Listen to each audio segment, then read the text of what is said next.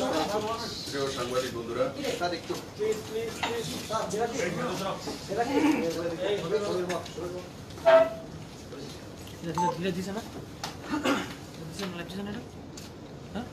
পুরো দুনিয়াব্যাপী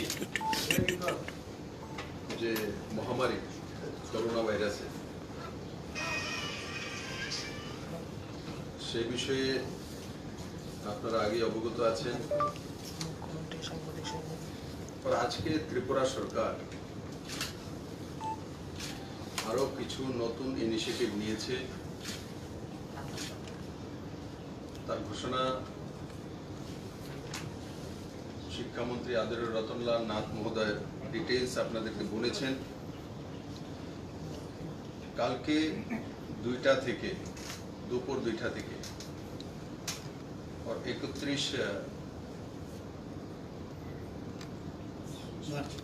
31 মার্চ পর্যন্ত ত্রিপুরাকে লকডাউন করা হচ্ছে। আর এমনিতেও ত্রিপুরাতে 144 আগে জারি ছিল 13 তারিখ থেকে, 13 মার্চ থেকে। আমি সমস্ত ত্রিপুরাবাসীকে অনুরোধ করব এবং দৃঢ়তার সঙ্গে বলবো যে আপনারা 144 এর নিয়ম কানুন কাল থেকে মানতে হবে এবং 144 এ কি হয় সেই বিষয়ে আপনারা অবগত আছেন। রাস্তায় বিনা প্রয়োজনে না আসা, 4 জন 5 জন একত্রিত না হওয়া, বিনা প্রয়োজনে ঘর থেকে না বের হওয়া, বিনা প্রয়োজনে নিজের ভেহিকেল না বের করা। কারণ কি, এসেন্সিয়াল যে গুডস এর গাড়ি রয়েছে সেগুলোই চলাচল করতে পারবে এবং পাবলিক ট্রান্সপোর্ট টোটালি বন্ধ থাকবে। আর তার সঙ্গে সঙ্গে বিশেষ করে আমি বারবার বলছি যে বর্ডার এরিয়াতে যারা গ্রাম পঞ্চায়েতের প্রধান উপপ্রধান রয়েছেন, পঞ্চায়েত সমিতির চেয়ারম্যান ভাইস চেয়ারম্যান, যারা বিডিও রয়েছেন, আর যারা ইলেক্টেড মেম্বার, চাहे वो विलेज काउंसिल हो আর গ্রাম প্রধান, ভিলেজ কাউন্সিলের চেয়ারম্যান আর গ্রাম প্রধান, বর্ডার এরিয়াতে কোনো বাংলাদেশি নাগরিক যদি দেখা যায় তো গ্রামের উপরে কঠোর অ্যাকশন গভর্নমেন্ট করবে। গ্রাম প্রধানের উপরে করবে, পঞ্চায়েত সেক্রেটারির উপরে করবে এবং কনসার্ন থানা ওখানে যে থাকবে তার উপরও কড়া কারবাই করা হবে। এপিডেমিক ডিজিজ অ্যাক্ট 1897 লাগু আছে, সে তো লাগু হবেই, তার সঙ্গে সঙ্গে ক্রিমিনাল অ্যাক্টও তার উপরে কেস লাগু করবে রাজ্য সরকার। আর যদি কাউর বাড়িতে পাওয়া যায় যে কোনো বিদেশি নাগরিককে, বাংলাদেশ থেকে আসা কোনো ব্যক্তিকে তার বাড়িতে রেখেছেন, বর্ডার এরিয়াতে হোক আর ত্রিপুরা রাজ্যের পুরো প্রান্তে হোক, তুরন্ত পুলিশকে খবর দেওয়া। আর যারা পুলিশকে খবর দেবে না আর পরবর্তী সময়ে কাউর মাধ্যমে জানা যাবে তো ওই পরিবারের উপরে অ্যাকশন হবে। সেই যে আমাদের অ্যাক্ট অনুসারে কোনো মতেই ত্রিপুরা সরকার বরদাস্ত করবে না বর্ডার এরিয়াতে কাউর আবগমন।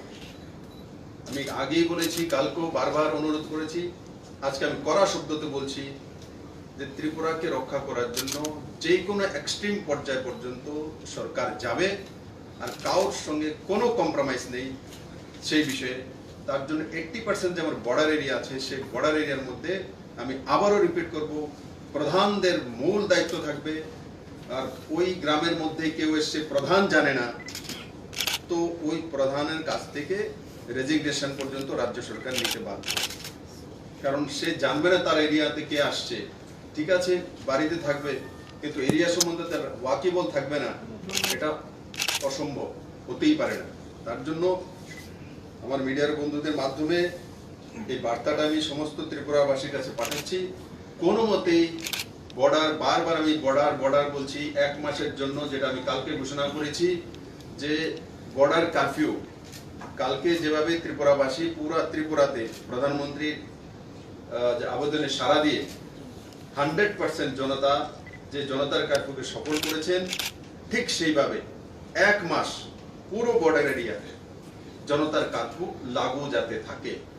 আর যারাই সেই জনতার কার্ফিউ ভঙ্গ করবে বর্ডার এরিয়াতে, তো তার উপরে আমি আবারও বলবো, যত ধারা আছে, যত অ্যাক্ট আছে, শুধু এপিডেমিক ডিজিজ অ্যাক্ট নয়, সব অ্যাক্ট, ক্রিমিনাল অ্যাক্ট, দেশবিরোধী অ্যাক্ট সব লাগু করে দেবে ত্রিপুরা সরকার।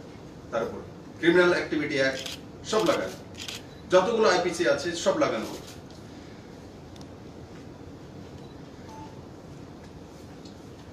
দ্বিতীয়ত, বিনা প্রয়োজনে বাড়ি থেকে না বের হওয়া। 15 এপ্রিল পর্যন্ত যারা প্রায়োরিটি হাউসহোল্ড আছেন এবং অন্তোদয় আছেন, যে 5,86,000, তাদের জন্য ফ্রি রেশনিং এর ব্যবস্থা রাজ্য সরকার করছে 15 দিনের জন্য। 15 এপ্রিল পর্যন্ত যারা সোশ্যাল পেনশন পাচ্ছেন তাদের 2 মাসের এপ্রিল এবং মে একসঙ্গে দিয়ে দেওয়া হবে, অ্যাডভান্স দিয়ে দেওয়া হবে। আর ফ্রি রেশনিং ব্যবস্থাও অ্যাডভান্স 15 দিনে দিয়ে দেওয়া হবে। অ্যাডভান্স এমন নয় একদিনের জন্য, অ্যাডভান্স একসঙ্গে দিয়ে দেওয়া হবে। এডুকেশন ডিপার্টমেন্টের মাধ্যমে সেটাও অ্যাডভান্স 15 ডেজের একসঙ্গে, যে আপার প্রাইমারি আর লোয়ার প্রাইমারি দুটোটাকে যে 25 কিলো করে 25 কিলো করে তো সব দিয়ে দেওয়া হবে। তার সঙ্গে ডাল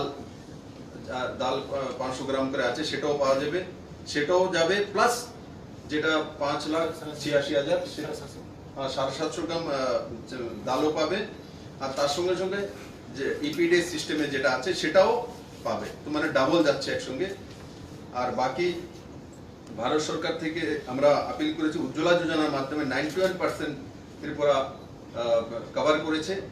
যাদের নাম রয়েছে তাদেরকেও যাতে 1,000 টাকা করে তার অ্যাকাউন্টে দেওয়া যেতে পারে, তার এক প্রস্তাব কেন্দ্র সরকারের কাছে আমরা পাঠাচ্ছি।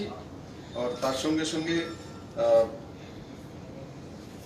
যারাই এই রোগে আক্রান্ত হবে বা তার জন্য কোনো কিছু ঘটনা ঘটবে, তার সঙ্গে সেবা শুশ্রূষা রয়েছে, মেডিকেল স্টাফ হোক আর অন্য ডিপার্টমেন্টের লোক হোক, তাদের কোনো কিছু হলে রাজ্য সরকার 4 লাখ টাকা করে ঘোষণা করেছে। আর মনরেগা 2 এর বিষয়েও যে পেমেন্ট বাকি রয়েছে কেন্দ্র সরকারের কাছে, আজকেই আপিল করা হয়েছে যে 72 কোটি টাকার কাছে বাকি রয়েছে, সেটাতে যে ইমিডিয়েট রিলিজ করার জন্য, রিলিজ করলে আপনি আপনি সেই অ্যাকাউন্টে পৌঁছে যাবে। তো 72 কোটি টাকা এটা ম্যান্ডেজের টাকা, 73 কোটি টাকা যেটা ম্যান্ডেজের টাকা, যাতে তার অ্যাকাউন্টে তুরন্ত পৌঁছে যায় সেই ব্যবস্থা রাজ্য সরকার করছে। তাছাড়া যে বাজারে যে চাউল রয়েছে, আজকে বিধানসভা বাকিটা বলেছি, এখানে বলা হয়েছে বাজারও আমরা বাজারকেও একটা অ্যাসেসমেন্ট করেছি। বাজারে 20 দিনের চাউল রয়েছে, এই এমনি প্রাইভেট খোলা বাজারে 20 দিনের চাউল রয়েছে। যে সরষের তেল সেটা রয়েছে 60 দিনের জন্য রয়েছে। মসুর ডাল সেটা 14 দিনের জন্য পর্যাপ্ত রয়েছে বেসরকারি স্থানে। পেঁয়াজ বা পটেটো সেগুলো রয়েছে, আলু আর পেঁয়াজ সেটা 7 দিনে রয়েছে। চিনি এবং আটা সেটাও 30 দিনে রয়েছে। সল্ট যে লবণ এটা 60 ডেজে রয়েছে। এগুলো নিত্য প্রয়োজনীয় জিনিস, সেটা বাজারে যে আমাদের বেসরকারি ভাবে যে রয়েছে বাজারগুলোকে অ্যাসেসমেন্ট করা হয়েছে তার মধ্যে এগুলো রয়েছে।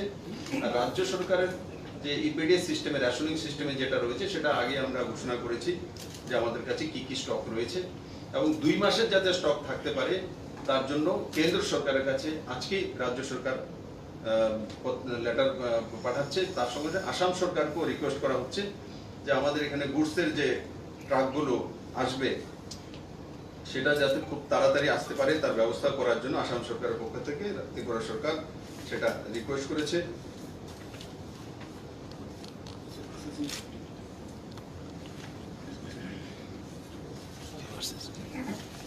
সরকারি কর্মচারীর বিষয়ে রাজ্য সরকার একটা রোস্টার তৈরি করছে যে যেই ডিপার্টমেন্টগুলো সবচেয়ে বেশি দরকার, food and civil supply, health, জিএপএনডি, অ্যাডমিনিস্ট্রেশন, তো এগুলোর দরকার, হোম, এই সময় এগুলোর দরকার বেশি, ডিজাস্টার। বাকি সব ডিপার্টমেন্ট আছে যেগুলো একবার অ্যাসেসমেন্ট করে চিফ সেক্রেটারি মহোদয় এখানে আছেন, অ্যাসেসমেন্ট করার পরে আমরা যাতে রোস্টারে ডিউটি করাবে, তো আপনি সেটার সংখ্যাটা কমে যাবে। তো রোস্টারে ডিউটি করার ব্যবস্থা রাজ্য সরকার মানে অচিরে ব্যবস্থা করছে। আর তার সঙ্গে সঙ্গে আমি আবারও বলবো যে কাল থেকে লকডাউন হওয়ার পর কোন কোনগুলি এসেনশিয়াল যে সার্ভিসগুলি সেগুলো চালু থাকবে আর কি কি থাকবে আজের রাতুল্লাহ নাথ মহোদয় নিশ্চয়ই আপনাদেরকে বলেছেন। তো তার মধ্যে যেমন হেলথ সার্ভিসেস কন্টিনিউ থাকবে, police, arm forces and paramilitary forces এগুলো থাকবে, law and order course and এগুলো সার্ভিস থাকবে। তারপর যেগুলো কন্টিনিউ ফুড মানে সবজি, ফল মার্কেট, সবজি market, fish and meat market এইগুলো কন্টিনিউ থাকবে। তার সঙ্গে গ্রসারির দোকান সেগুলো খোলা থাকবে। তারপরে হোম ডেলিভারি এগুলো চলতে থাকবে। ইলেকট্রিসিটি, ড্রিঙ্কিং ওয়াটারের বিষয়ে কোনো দোকানপাট রয়েছে সেগুলো দোকান খোলা থাকবে। ফায়ার ইমার্জেন্সি সেটা খোলা থাকবে। Telecom, internet, IT, postal service এগুলো খোলা থাকবে। ব্যাংক, এটিএম এগুলো খোলা থাকবে। তাহলে বন্ধ কি থাকছে?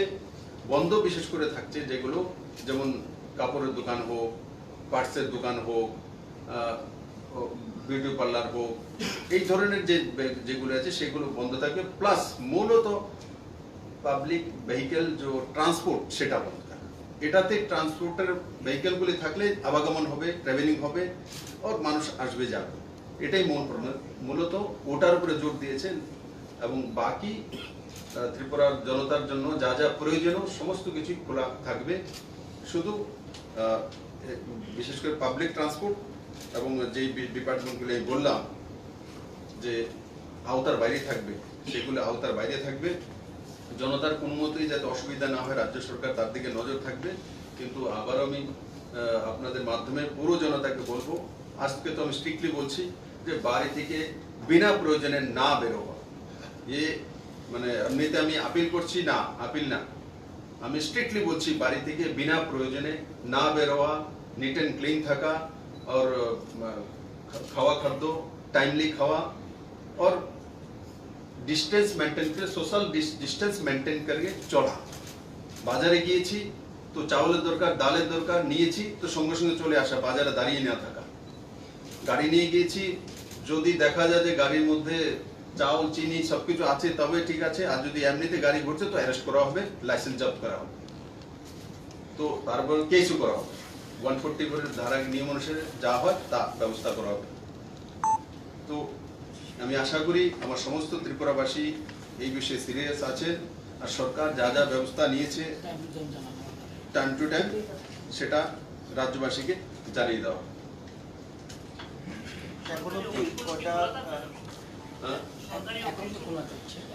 অফিস খোলা থাকবে কিন্তু রোস্টার করে সংখ্যাটা, বিশেষ করে দেখুন অফিস তো বিশেষ করে ডিএম অফিস, এসডিএম অফিস আর সেক্রেটারিয়েট বড় বিষয়। বাকিগুলো ছোট ছোট কোনো অফিসে মনে করেন যে একটু ওয়াটার পাম্প চালু করছে 2 জন মাত্র, সেখানে তো এমনিতে ইমার্জেন্সি সার্ভিস ওয়াটার পাম্প তো বন্ধ করতে পারবে না। স্কুল তো বন্ধ হয়ে গেছে, ইউনিভার্সিটি বন্ধ আছে, কলেজ বন্ধ আছে। এখন তো ব্যাংক কি অপারেশন থাকবে? ব্যাংক খোলা থাকবে, তাহলে বাতা পাবে কি? SSL service. আচ্ছা, এসেনশিয়াল সার্ভিস। বাইরে থেকে অনেক যারা কাজ করে ত্রিপুরার বাইরে, তারা গুয়াহাটিতে আটকে রয়েছে প্রায় 200-100 জন আমাদের যারা কাজ করে স্টুডেন্ট। এখানে ওদের ট্রেনটা এসে ট্রেন পাচ্ছে না আর বাস পাচ্ছে না, আরে আসতে পারবে না। ওদেরকে কি করা? ওরা কেন এসছে? না, প্রধানমন্ত্রী বলে দিয়েছে আমি যে যেখানে আছে সেখানে যেন থাকে। এখন তাদের জন্য কষ্ট হলেও থাকে। আমরা আমাদের সঙ্গে যাদেরই কথাবার্তা হচ্ছে সবাইকে বলা হচ্ছে যে যেখানে আছে সেখানে থাকুক। যদি ওখানে অসুবিধা ওই গভর্নমেন্টের সঙ্গে কথা বলার জন্য কোনো কিছু তো যোগাযোগ করা হোক, সেটা বারবার বলছি। কিন্তু দল বেঁধে সব ত্রিপুরাতে ঢুকে যাবে আর ওখান থেকে এসে সেটা এখন ট্রান্সপোর্টেশন নেই, তার জন্য তো আমি তো কোনো রিকোয়েস্ট করতে পারবো না ওদেরকে স্পেশাল ট্রান্সপোর্টেশনে ত্রিপুরাতে নিয়ে আসো। প্রচুর মানে এখন রেল স্টেশনে আছে এটা সারা দেশেরই তো। আচ্ছা, আমাদের এই ডোমেস্টিক ফ্ল্যাট সার্ভিস কি থাকবে বন্ধু? সেটা কেন্দ্র সরকার সিএস ভেবেছে করে। অলরেডি গভর্নমেন্ট অ্যানাউন্স করেছেন এটাকে সাসপেন্ড করা হবে, এই আপনারা একজনের জন্য রাখবেন। 4 লাখ যে একটা অ্যানাউন্স করা হয়েছে, এটা কি ইন কেস এনিওয়ান ডাইজ हाँ यस ट्रीटमेंट भी कवर होगा? हाँ गवर्नमेंट ट्रीटमेंट ওটা ওটাই তখন স্যার এসেনশিয়াল সার্ভিসগুলো আনার জন্য সার্ফেস ট্রান্সপোর্ট যদি না হয়, কারণ most of the states are lockdown in north east, আপনারা কি মানে কার্গো বা এয়ার কার্গো চিন্তা ভাবনা করছেন? Cargo service road by road cargo service চালু থাকবে। নাম বলছি স্যার, যদি আর না না কার্গো সার্ভিস বন্ধ করেছি না, মানে রোড ট্রান্সপোর্ট যখন বন্ধ হবে কার্গো সার্ভিস থাকবে, তো বাই রোড আসতে পারবে। আরেকটা কথা হচ্ছে, আজকে বিকালবেলা থেকেই একটা লকডাউনের খবরে মার্কেট কিন্তু রেগুলেশনের বাইরে চলে গেছে। আলুর দাম 15 টাকা, পেঁয়াজের দাম 20 টাকা বাড়িয়ে দিয়েছে, মানে হোর্ডিং এর মতো অবস্থা। বিকালবেলা থেকেই এই অবস্থা শুরু হয়েছে। Most of the market lockdown তো আজকে না। কিন্তু দেখবেন ওই যে ভেজিটেবল মার্কেট আছে খোলা থাকবে, লকডাউন অবস্থা আমাদের খোলা থাকবে, ওরা সবাই বুঝতে পারবে কি এটা কালকে থেকে আবার নর্মাল হবে, বিকজ ভেজিটেবল মার্কেটটা বন্ধ থাকবে না, কালকেও খোলা থাকবে। আমরা আলু পেঁয়াজের দাম আজকে বিকাল থেকেই সব মার্কেটে বাড়াইছে, কিন্তু বাড়াইলে লাভ নেই, এগুলো তো দোকান খোলাই থাকবে। আবার খোলা থাকবে, আবার কমবে। মুদি দোকান খোলা থাকবে।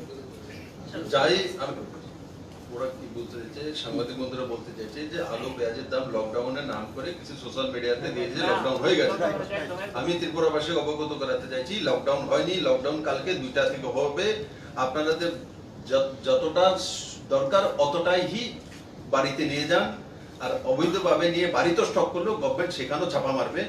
আর যে দোকান থেকে এসে তার নাম নেবে, নাম নিয়ে ওই দোকানের উপরে দোকানদারের উপর অ্যাকশন করবে। আমি বারবার বলছি করাইতে কই পেয়ার মোহাম্মদ আমার সঙ্গে নেই, যারা এমন করছে 15 টাকা 20 টাকা করে আমাকে বলুন যে কোন জায়গা কোন দোকান থেকে নিয়েছে, তাই সেই দোকান উপরে তৎক্ষণাৎ কিছু আমাকে কোন সাংবাদিক বন্ধু যদি পার্টিকুলার দোকানের নাম বলেন যে এই দোকান থেকে 16 টাকা 15 টাকা মার্কেটে 10 টাকা কিলো 15 টাকা নিয়েছে বলুন, তুরন্ত অ্যারেস্ট করা হবে, কোনো মাসি নেই, অ্যারেস্ট করা হবে কালোবাজারি করার জন্য। আজকে এটা যখন ক্রাইসিস চলছে, একটা মহামারী চলছে, সেই জায়গাতে যদি কেউ কালোবাজারি করে ত্রিপুরা সরকার কোনো মতেই বরদাস্ত করবে না। এক্ষুনি সিএস আমার সঙ্গে আছে, কনসার্ন ডিপার্টমেন্টকে ফুড ডিপার্টমেন্টকে বলে দেওয়া হয়েছে আগে থেকেই, এবং তার মধ্যে অ্যাকশন নেওয়া হবে। পার্টিকুলারলি কোনো নাম দিয়ে থাকলে দিয়ে দিন। আর বাজারগুলি থেকে আমি এখান থেকে সমস্ত ত্রিপুরাবাসী বলছি, আপনারাও কালোবাজারির সাথ দেবেন না, আর যারা রয়েছে তারাও যাতে আপনাদের কাছ থেকে বেশি নিতে না পারে। কারণ কি বাজারে পর্যাপ্ত রয়েছে, বাজারে স্টক কত আছে সেটাও প্রাইভেট, সেটা আমি বলে দিলাম যে বড় মাত্রায় স্টক রয়েছে, 20-25 দিনের স্টক অ্যাভারেজ প্রাইভেট যে দোকানিগুলি রয়েছে তাদের কাছে রয়েছে। আর সরকারের কাছেও চাউল, ডাল আর যেটা লবণ বলছে সল্ট, সেটা স্টক প্রায় 2-2.5 মাসের রয়েছে। তো সেখানে ক্রাইসিস কোনো কিছু নেই। মাত্র 31 তারিখ মধ্যে লকডাউন করা হচ্ছে, তো আজকে 23 তারিখ চলে যাচ্ছে, কতদিন? তো সরকারের কাছে আছে 2 মাসের মতো ব্যবস্থা, প্রাইভেট দোকানের কাছে আছে প্রায় 1 মাসের মতো ব্যবস্থা। তো কুল মিলিয়ে সেটা ভলিউম কি দাঁড়ায় 3-3.5 মাসের মতো ব্যবস্থা। আর পেট্রোলিয়াম পদার্থে যেটা একটা চেইন থাকে, 3 দিন 7 দিন পরে পরে এলপিজি গ্যাসের সিলিন্ডার আসে বা পেট্রোল ডিজেল আসে, সেটাও চেইন যাতে মেনটেন থাকে, তার জন্য রাজ্য সরকার পেট্রোলিয়াম মিনিস্ট্রিতে লেটার লিখছে, কেন্দ্র সরকারের কাছে প্রধানমন্ত্রীর কাছে লিখছে, প্লাস সেটা যাতে আসামের থেকে আমাদের গ্যাসটা এবং পেট্রোলটা এখানে আসে, তো ওখান থেকে রিফাইনারি থেকে, তো সেখান থেকে যদি আসতে পারে আসাম গভর্নমেন্টকেও লেটার লেখা হচ্ছে। তার জন্য কোনো জায়গাতে ক্রাইসিস পড়বে, ক্রাইসিস হবে, এই শব্দগুলো এখানে নেই, এগুলো আফবাহ এবং তার সাথ না দেওয়া। আর যারা এই শব্দগুলি ইউজ করে রোজগার করতে চাইবে, কালোবাজারি করতে চাইবে, তাদের উপরে সরকার, এরা এখনো বুঝতে পারছে এপিডেমিক ডিজিজ অ্যাক্ট কি, 1 বছরের জেলে চলে যাবে। আর 144 লাগু আছে, তার উপরে যা যা অ্যাক্ট আইপিসি সব লাগানো হবে, এবং এই ধরনের কেসে যদি এমন করে দেশদ্রোহিতার কেস লাগাবে সরকার এদের উপরে।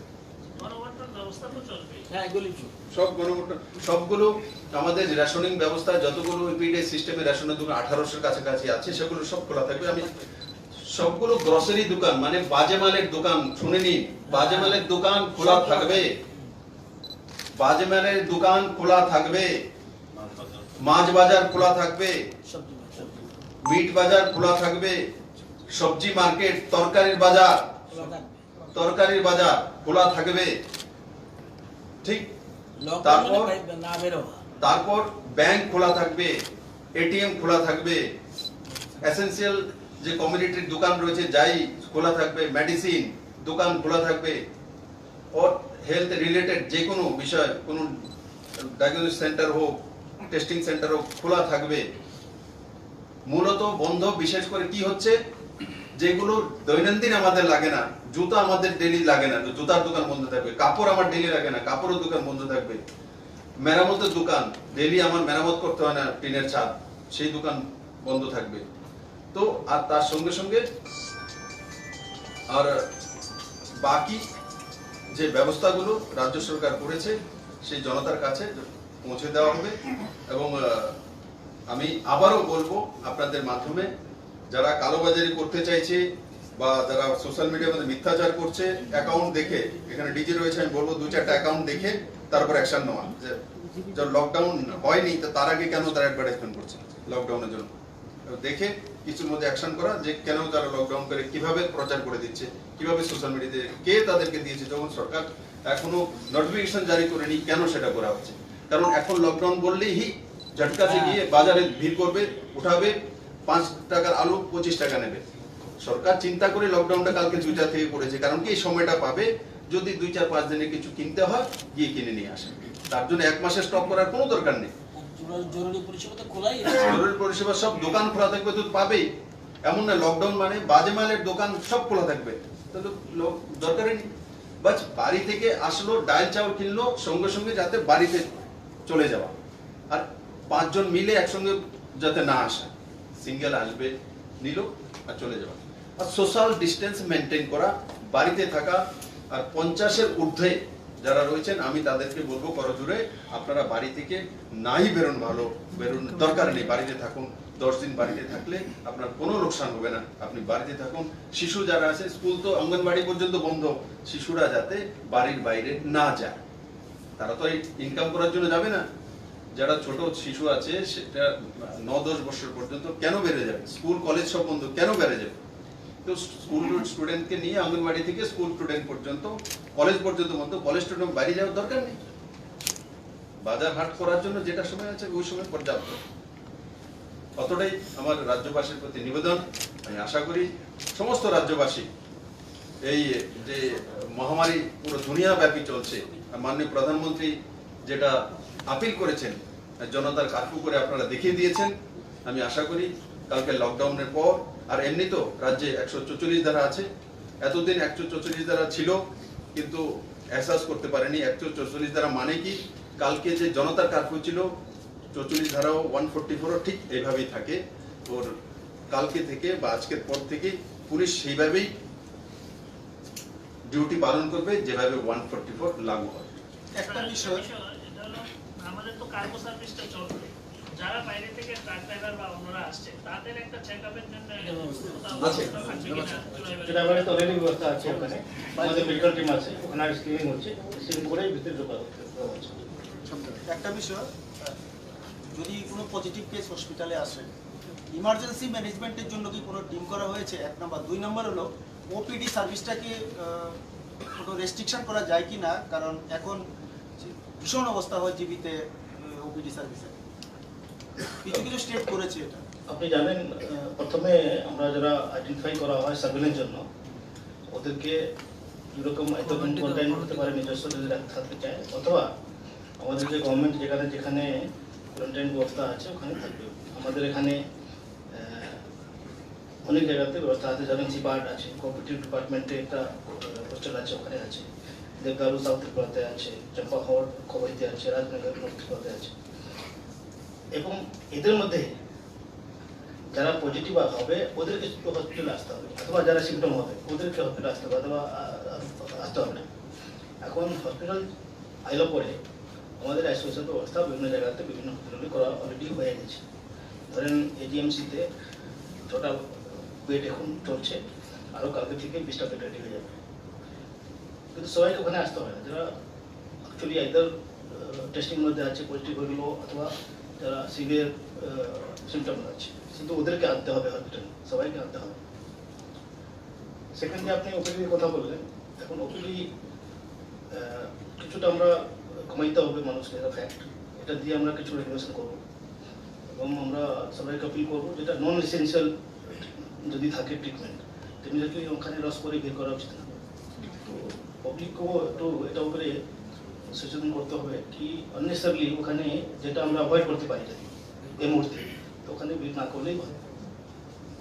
একটা কথা হচ্ছে স্যার, হসপিটালে যে জিডিএস স্টাফ বা নিচের দিকে যারা আছে এদের মধ্যে মনে হয় স্যানিটাইজার মাস্ক এগুলো প্রপারলি ডিস্ট্রিবিউশন টিভির যেটা আমি জানি, তো এটা একটু কি খোঁজখবর নেবেন আপনারা, হেলথ স্টাফ প্রোটেকশনের ব্যাপারটা। হেলথ ব্যাপারে হেলথ স্টাফ জন্য প্রচুর আমাদের রয়েছে। ধরেন N95 আমাদের মাস্ক ছিল বিভিন্ন জায়গাতে ডিস্ট্রিবিউশন হয়ে গেছে, এখনো স্টকে আছে। 565 ট্রিপল লেয়ার মাস্ক 25,000 মাস্কের থেকে বেশি আছে। তারপরে PPE আছে about 800। এরকম বিভিন্ন আইটেম অলরেডি আছে। এখন ন্যাচুরালি প্রয়োজন ভিত্তিক পাচ্ছে। যারা এই আইসোলেশন বেডের মধ্যে কাজ করবে ওদের কিন্তু নিশ্চয়ই এগুলো ব্যবহার করতেই হবে। আর অন্যান্য যারা আছেন যারা নর্মাল ডিউটি করে ওদেরকে এমনি এগুলো লাগানোর দরকার নেই, তাকে প্রয়োজন ভিত্তিক করে করবে। আইসোলেশনের জন্য কি কোনো স্পেশালিস্ট ডাক্তারের কোনো টিম করা হয়েছে কিনা? কারণ জেনারেল ডিউটি ডক্টর তো দেখবে না, স্পেশাল কোনো টিম করা হয়েছে কিনা যে ইমার্জেন্সি ম্যানেজমেন্ট এরাই করবে, এরকম কিছু করা হয়েছে কিনা? এটা অলরেডি একটা নোডাল অফিসার অ্যাপয়েন্ট করা আছে এবং ওনাদের একটা লোকগুলো আইডেন্টিফাই করা আছে কি কারা কারা এগুলো ডিউটি করবে। আচ্ছা, 31 মার্চ কটা পর্যন্ত এই লকডাউন থাকবে? 5টা পর্যন্ত, বিকেল 5টা পর্যন্ত। তারপরে দেখে স্থিতি দেখে তখন নির্ণয় করা হবে। নর্থ ইস্টের কোন স্টেটে লকডাউন করতেছে? এটা তো আপনার কাছ থেকে আমি জিজ্ঞাসা করবো, আপনার থেকে কার কার।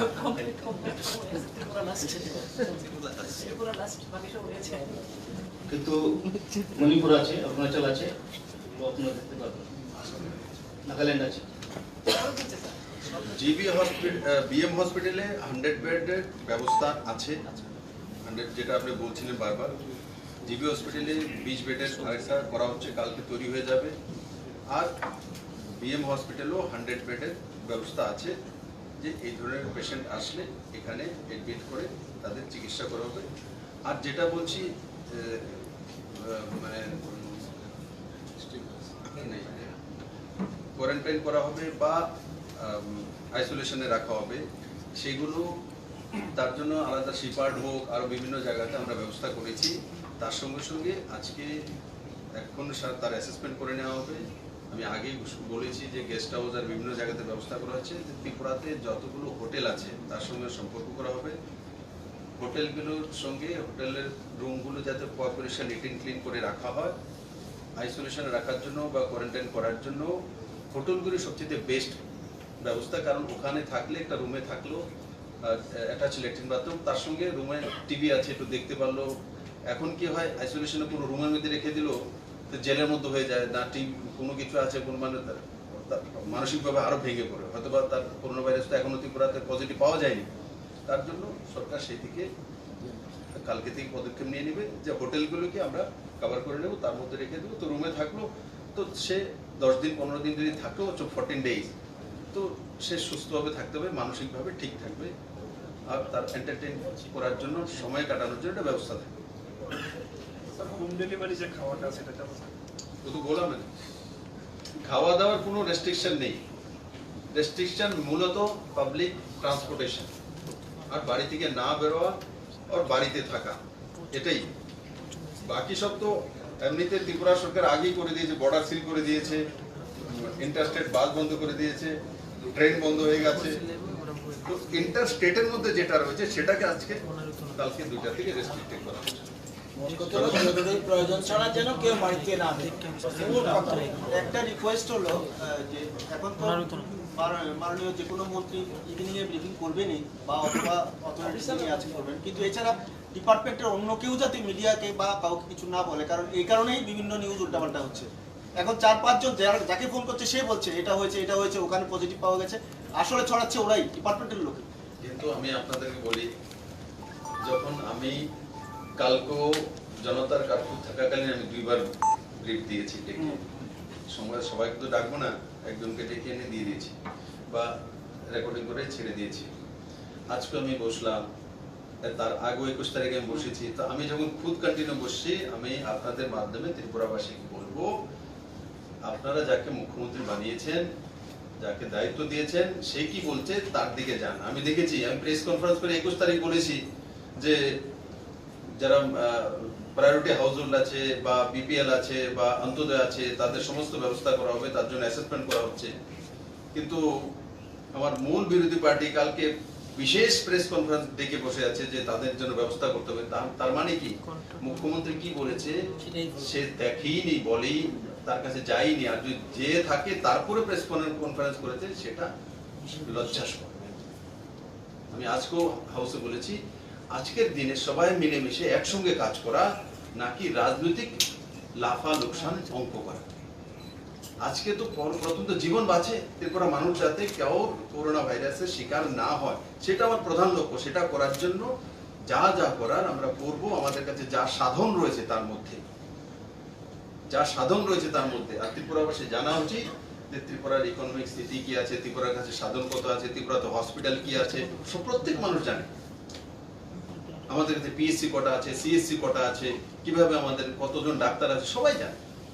এমন না, প্রত্যেক গ্রামবাসী পর্যন্ত জানে। তো জানা, তার জন্য বলছি, বাস একটাই বুদ্ধি, তার মধ্যে বেস্ট যেটা দেখেছি আমি, কালকে উদাহরণ আমি দিয়েছি যে সাউথ কোরিয়া আর ইটালি একসঙ্গে শুরু হয়েছিল করোনা ভাইরাসের প্রকোপ, আর সাউথ কোরিয়া বেশি ছিল, কিন্তু সাউথ কোরিয়া যেভাবে স্ট্রিক্টলি এটাকে এই যে লকডাউন করে সেটাকে বন্ধ করতে সক্ষম হয়েছে, আজকের দিনে সাউথ কোরিয়া কমপ্লিটলি নিজেকে কন্ট্রোল করে নিয়েছে, অথচ ইটালি করতে পারে। তো ঠিক আমরা ওই প্যাটার্নটাকে ফলো করছি। এটার মূল ওষুধ হচ্ছে যে বাড়িতে থাকা, আইসোলেশনে থাকা, আর সোশ্যাল ডিস্টেন্স মেনটেন করা, নিট অ্যান্ড ক্লিন থাকা। বাস কতটা করলে ত্রিপুরাকে এই মহামারী থেকে মুক্ত রাখা।